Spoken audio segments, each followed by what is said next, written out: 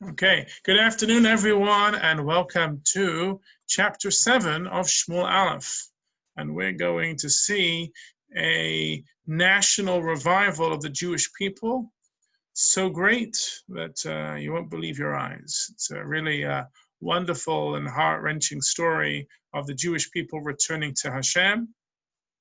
And according to the Midrash, this returning to Hashem was as great as in the days of Yehoshua. So they're talking about a return to Hashem, which hadn't been seen for 350 years. That's how good it is. So with that introduction, we should jump in and have a look. So it begins as follows. Vayavo'u anshe Kiryat Ye'arim, vaya'alu et Aaron Hashem, vayaviu oto el Beit Avinadav b'giva, v'et Elazar beno kiddeshu lishmor et Aaron Hashem. And the men of Kiryat Ye'arim came and took up the Aaron of Hashem and brought it to the house of Avinadav on the hill, and they designated Elazar his son to guard the Aaron of Hashem. And I have to remember what happened last week when we read about the men of Bet Shemesh who gazed or acted inappropriately or were not showing the proper kavod. We see the men of Kiryat Ye'arim, they bring up the Aaron Hashem, they bring it to Beit Avinadav, and they appoint Elazar, his son, to guard it. On this note, there's an introduction by the Ma'am Loez. Again, if you haven't read the Ma'am Loez is a wonderful commentary, first written in Ladino by Rav Kuli, and has been translated into, in the 17th century, has been translated into, I think, 48 languages. It's even been, you imagine, you've made it when Ladino has been translated into Yiddish. But it was also, Ma'am Loez was translated by Aryeh Kaplan, Zecher Tzadik Levracha, into English, which made it very much, very accessible to many. So it's a go-to text of commentaries. He always weaves in Rashis, Radaks, Midrashim, classical commentaries into his own. And the only pitfall I have for it is he doesn't always quote his sources. Some of the later editions in Hebrew quote sources, but a lot of his stuff it doesn't. So you have to know what he's quoting. So here he writes, unlike the men of Bet Shemesh, the people of Kiryat Ye'arim greet the Aaron with great respect, with proper kavod. They housed it in the highest spot in their city, on the hill, in the home of Avinadav, who was the most revered of its citizens. Elazar was designated to take care of the Aaron. He removed himself from all other affairs and devoted himself solely to making sure that their house was kept ritually and physically clean, as was befitting the honor of the Aaron. Together with the Aaron was the chest sent by the Pelishtim, containing the golden guilt offerings. Remember those golden hemorrhoids and those golden mice? And the chest remained alongside the Aaron, even in the Bet HaMikdash, and it was hidden away together with the Aaron by King Yoshia before the Bet HaMikdash was destroyed. Here we read and we see that for the Ma'am Loez, that these guilt offerings by the Pelishtim were a sign of God's majesty, an acknowledgement of non-Jewish people, of God's greatness, that they had to be kept, not just temporarily in the Aaron at that stage, but for hundreds of years throughout the First Temple period, and even when the First Temple was going to be destroyed, they hid the Aaron, and they also hid these items, clearly showing that these were essential items in a proof text of God's greatness.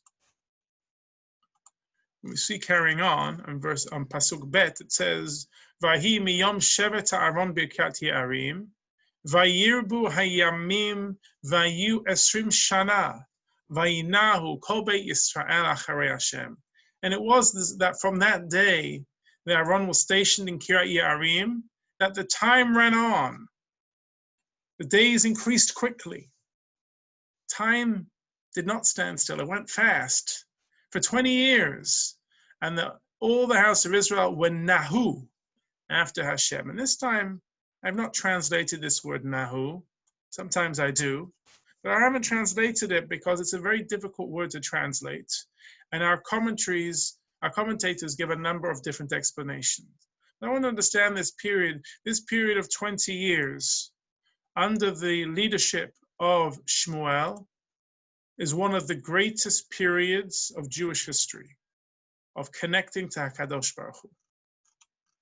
After all the problems of the time of the judges, this was the great high point.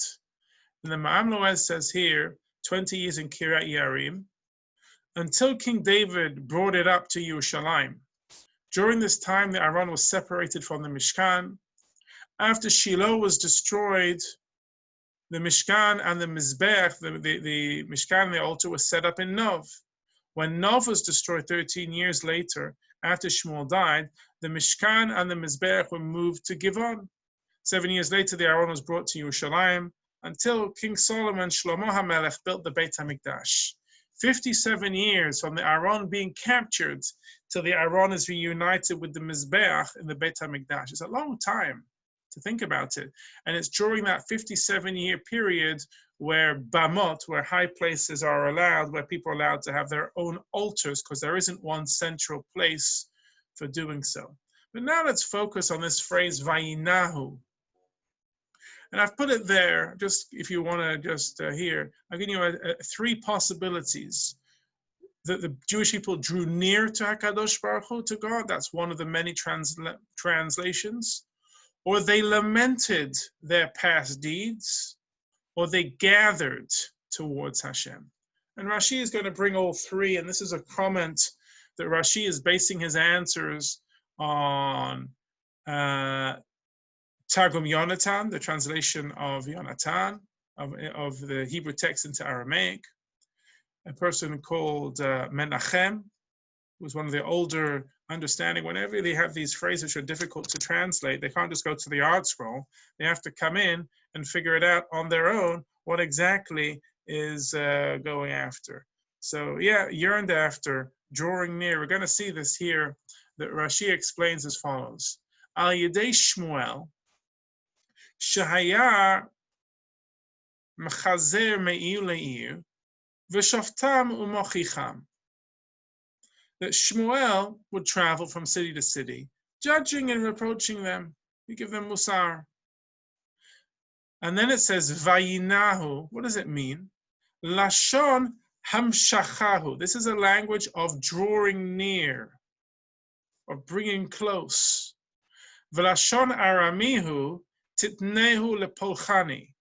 And in Aramaic we say, and they were drawn after the worship of God. So very similar to what Rob is saying, that they were drawn after, or they yearned after Hashem. Umenachem chabra vayaneu lashon yelala, but Menachem classifies it, the word vayinahu, as being an expression of yelala, of lamentation. Uperush, and what's the meaning of our verse, is as follows: Vayinahu acharei Hashem, shehit abelu al ma'asehem haraim v'shavu acharei Hashem. They lamented their evil deeds. They bewailed the fact of what they had done wrong, and therefore they returned after Hashem. And the third answer, lashon acher, vayinahu kamo vaytasfu. Vayinahu means that they gathered.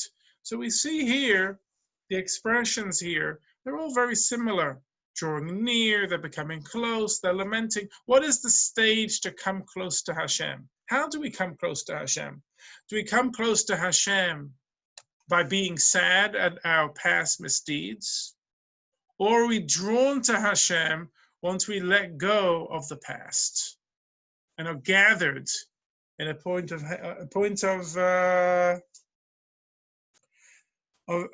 ecstasy, of natural excitement? It's hard to tell you. Vayinahu, they're all there. They gathered in excitement. They regretted their past, or they were drawn after Hashem with pure joy to connect back to Him. They all fit in there, you know. And yet sometimes once you start reading a commentary, it's hard not to see it. And that's why I didn't leave you with a translation of, and all of Israel were drawn after Hashem. I think you can see now why I've left it Vayinahu and how that fits better. And I always tell you this, but it deserves repeating. Every translation is a commentary. We cannot, we miss that at our peril. We have to realize that translation is power. Even the Great Art Scroll or the Steinsaltz editions of the Koran, they're all commentaries in their translations. I actually like, if you like the Living Torah by Rabbi Aryeh Kaplan, it was one of my first chumashim as a young man. It's a purple one. I don't actually have it at home.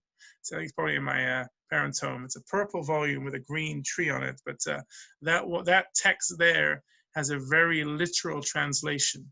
It tries to stay away from commentary and explanation. But something to think about if you're looking at trying to get to the bottom of the text. As I always say, and again, bears repeating as well, I always ask my students, what do you think it means? Before trying to look at the commentary. It's always a good place to go.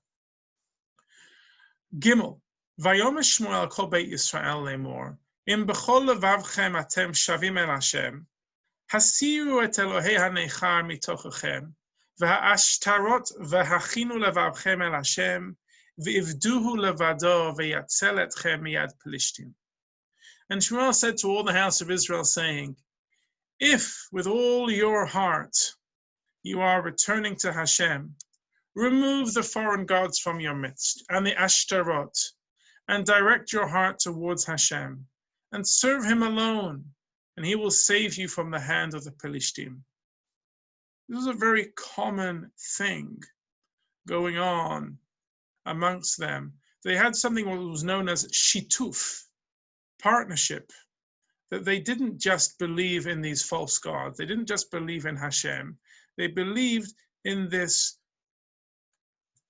commentary, this synergy, this very sad synergy that they were believing in. They couldn't believe in their false gods by themselves. They couldn't believe in Hashem.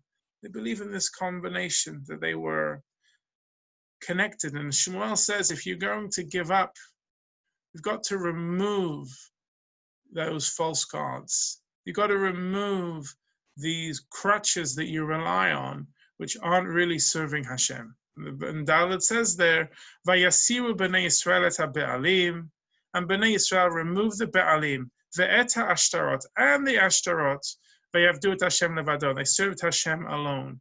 There's an understanding here that the Be'alim represents the male and the Ashtarot are the female, the male and the different female gods.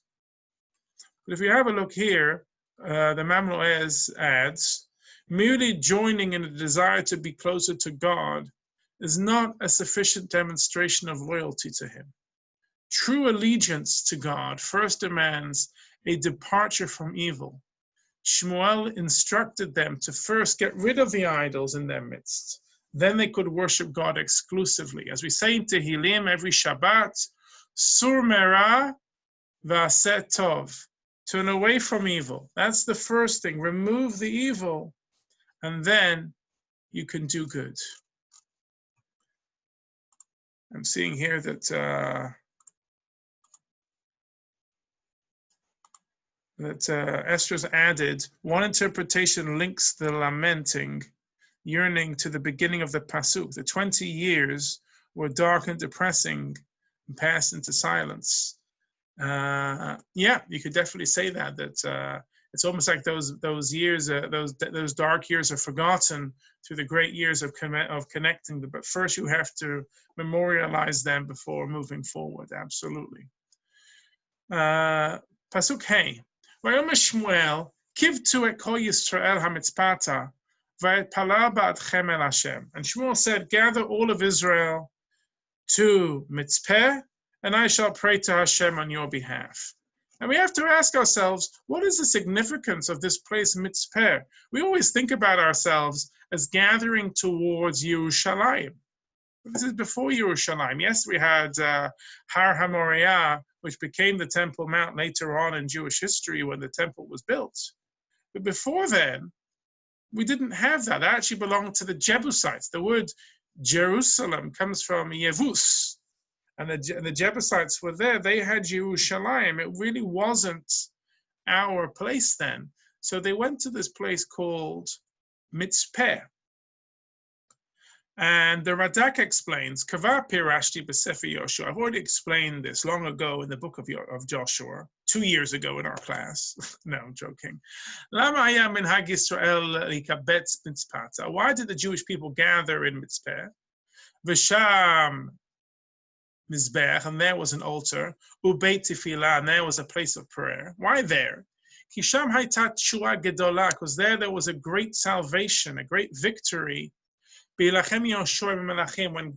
Joshua had the victory over the northern kings, it was a great victory. He beat a number of Canaanite federations there. That's why.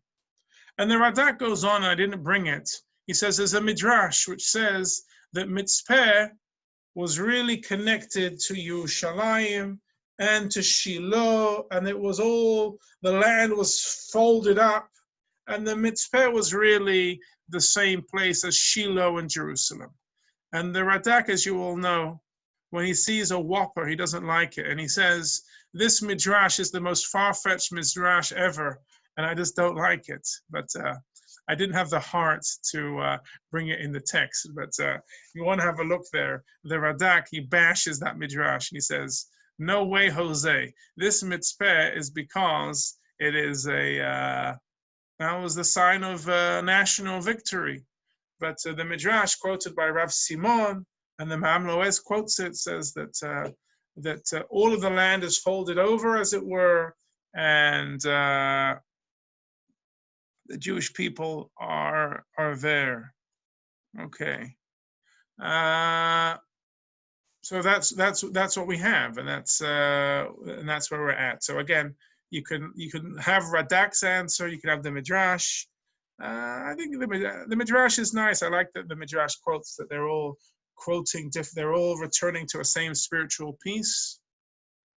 But you could also appreciate the Radak's commentary there, that they like this,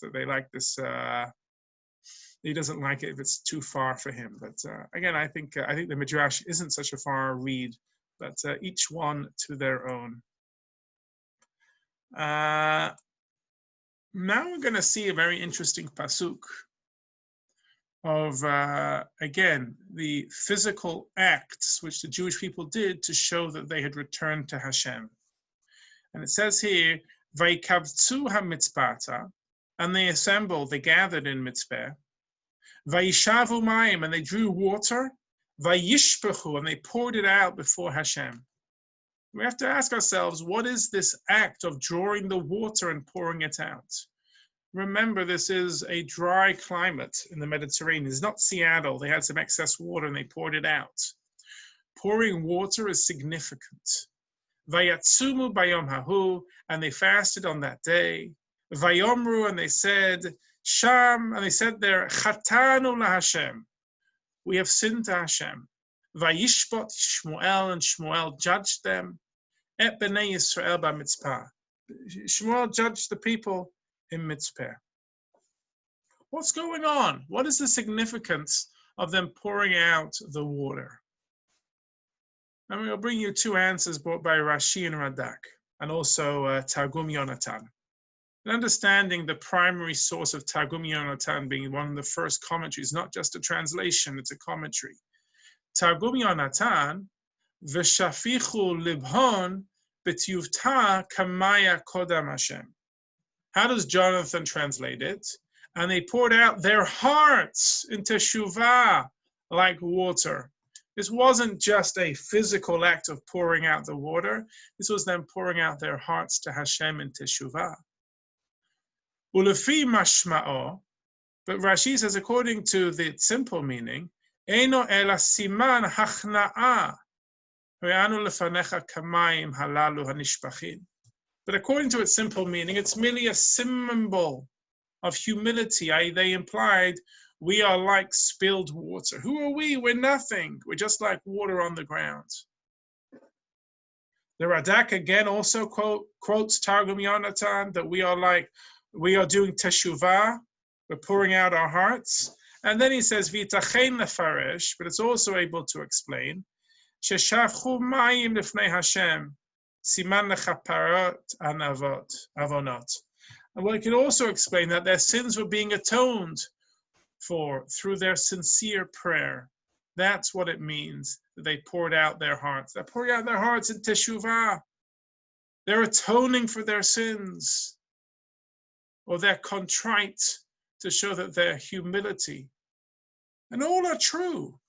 Again, how to understand this? What does it mean? Are they crying out in teshuvah? Are they atoning their sins? Are they showing humility? It's all there. Hard to say which one of those is definitive. And that's why I like the hybrid version, that they're all there. And Shmuel judged them. What does it mean, Shmuel judged them? Bein ish lere'ehu, each man and his fellow.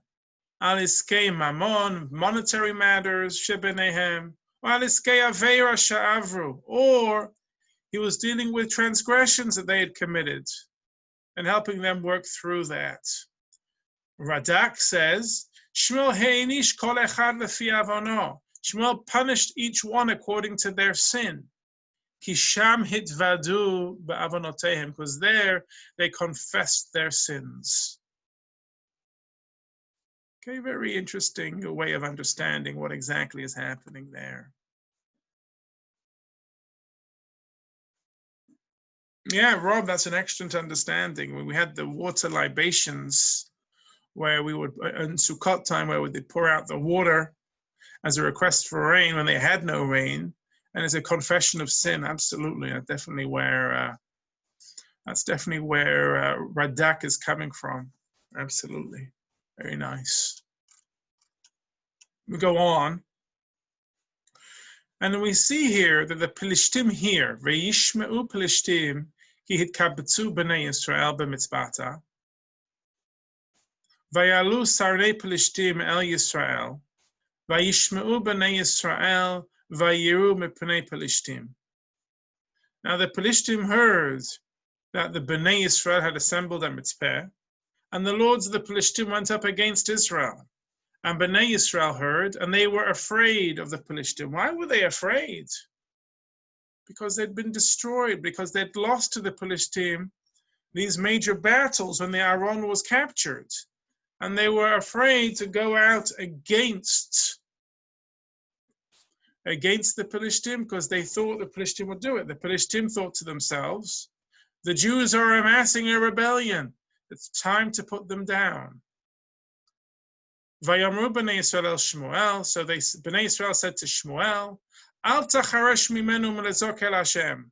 Do not cease to cry out to Hashem for us. V'yoshienu, and save us miyad Pelishtim, from the hand of the Pelishtim. Cry out to us on our behalf and save us. By Kach Shmuel, so Shmuel took a teleh, a suckling lamb, teleh chalav. The lamb was still sucking the milk. Echad. And then it says, Vaya'ala, but it's pronounced Vaya'alehu. Ola, Kalil Lashem.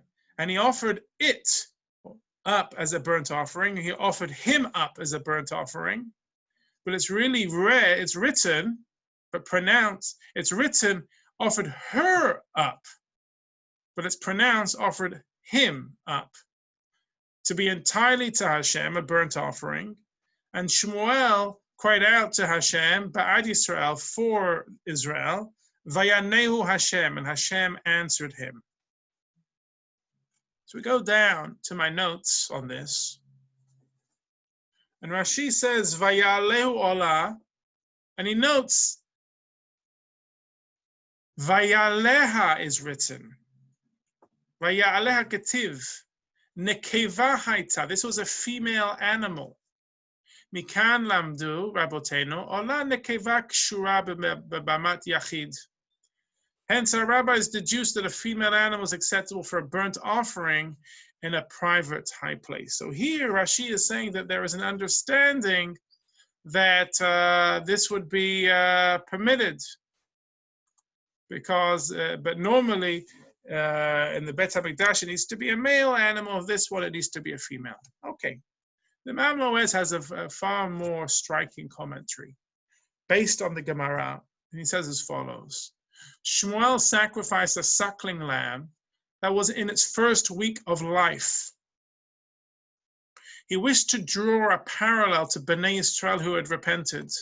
Just as a tender young lamb places entire trust in the sustenance from its mother, so too Israel was placing its entire trust in God.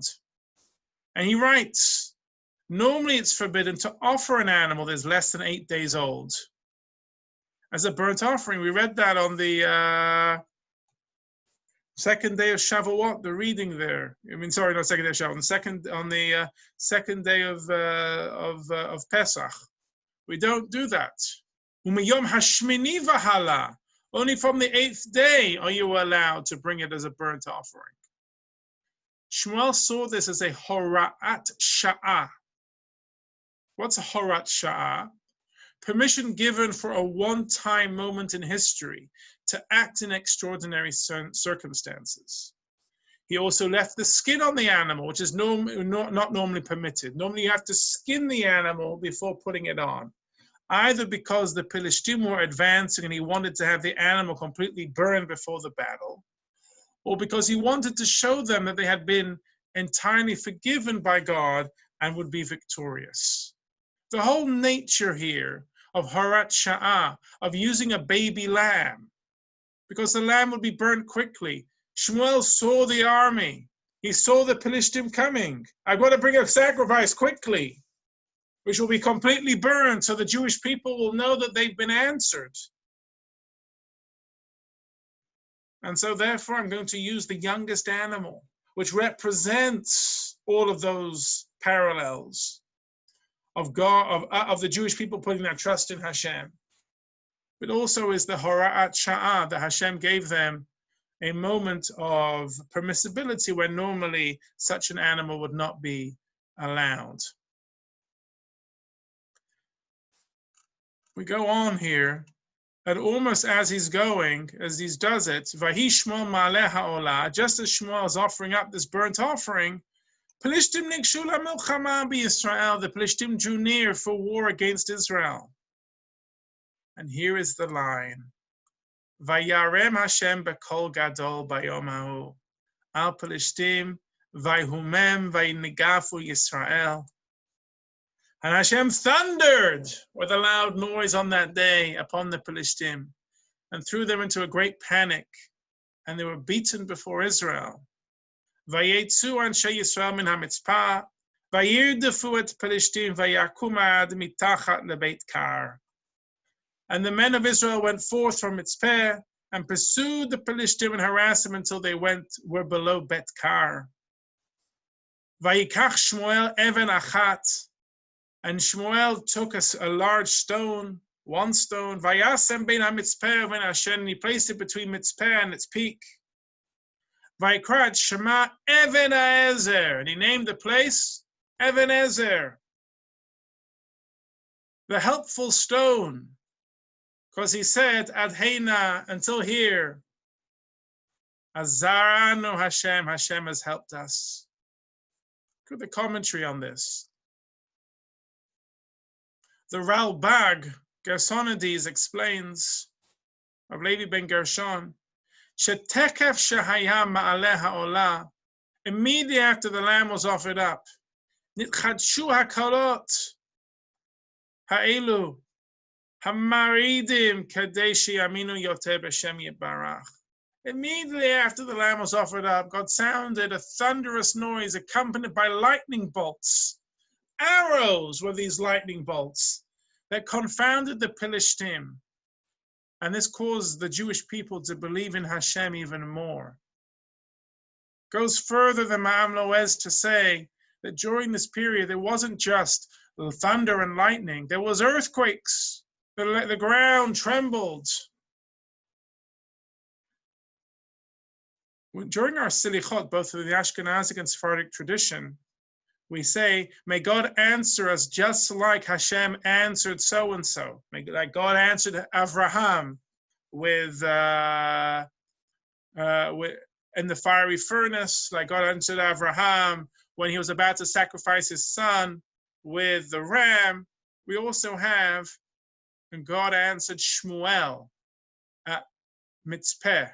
This is what Hashem answered. This is what we're saying. Hashem answered us immediately. That's what we say in Selichot. May Hashem answer us exactly when we need it. Immediate salvation. The Malbim says, if you notice there, the Jewish people went out. It doesn't say that they fought the Pelishtim, just that they chased them. It says the Malbim, V'Yisrael lo hutzrechu lehilachem, rak li'udof u'lehapil chalalim. The Jewish people didn't even need to fight. They just had to pursue them and kill them. It was so easy. Almost like the Pelishtim fell on their swords. Fell on the Jewish swords. You know, they were so disorientated by it. Such was the victory. This wasn't soldiering. This was just straightforward. Run after them, chase them, you've won. And it says here in Pasuk Yud Gimel, Vaikanu ha-Pelishtim, and the Pelishtim were subdued. V'lo yasfu od lavo b'gvul Yisrael, and they came no more into the border of Israel. V'atihi yad Hashem ba-Pelishtim, and the hand of Hashem was on the Pelishtim. Kol yemei Shmuel, all the days of Samuel. It says here, all the days of Samuel. Ad asher zaken Shmuel, until Shmuel became old. V'lo yachol latzet v'lavo lifneihem, u'saver kol areihem. Until Shmuel became old, when he was not able to go out and come in and go before them and gather around all their cities, ulhochicham, and give them reproach. Kemo she'asa lifnei ziknato, like he used to do before his old age. Leficha chat'u Yisrael, v'ayta Pelishtim aleihem. And once Shmuel stopped doing his reproach, Gail, you'll like this, or you won't like this, but you'll concur with this. The Jewish people returned to their sinful ways, and therefore the hand of the Pelishtim was upon them. They couldn't figure it out. Why are things going so well? Because you're serving Hashem. And this is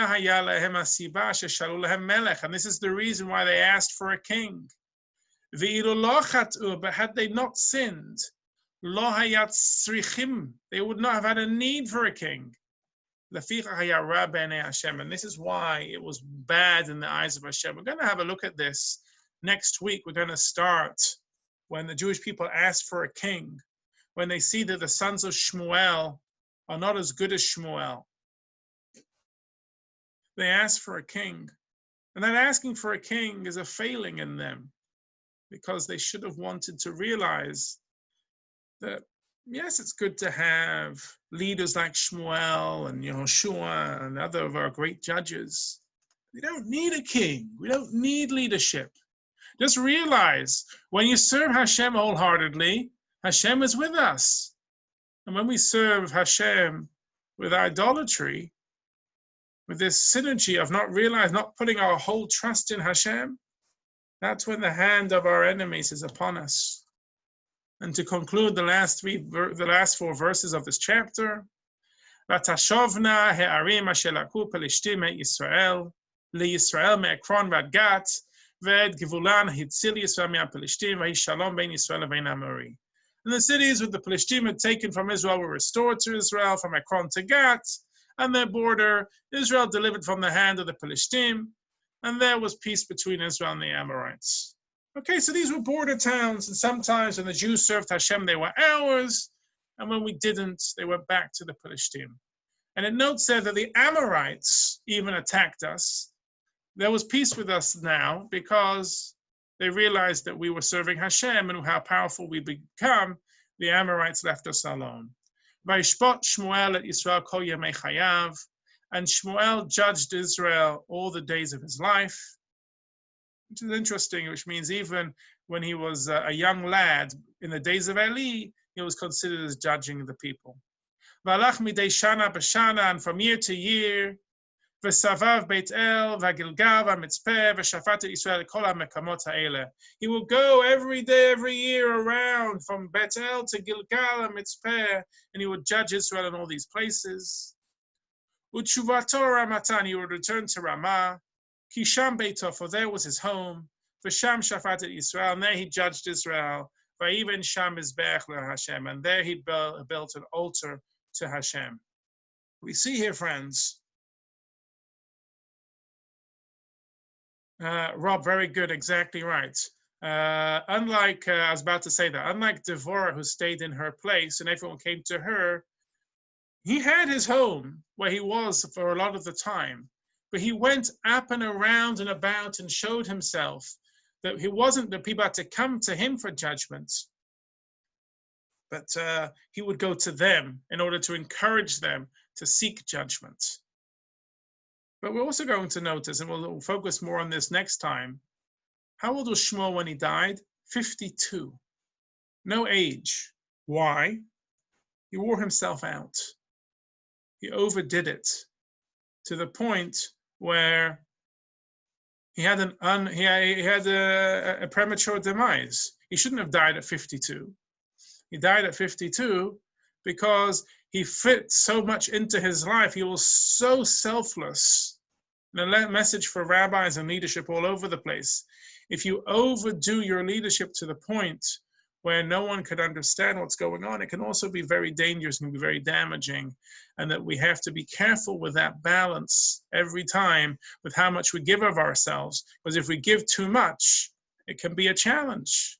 And we'll see that also with his children, that they didn't follow after him. Not that they were bad, although it says the pasuk, we'll talk about this a little bit next time, but they weren't as wholehearted as he, so selfless. Being that selfless is incredibly rewarding, but can also be extremely challenging in the long term.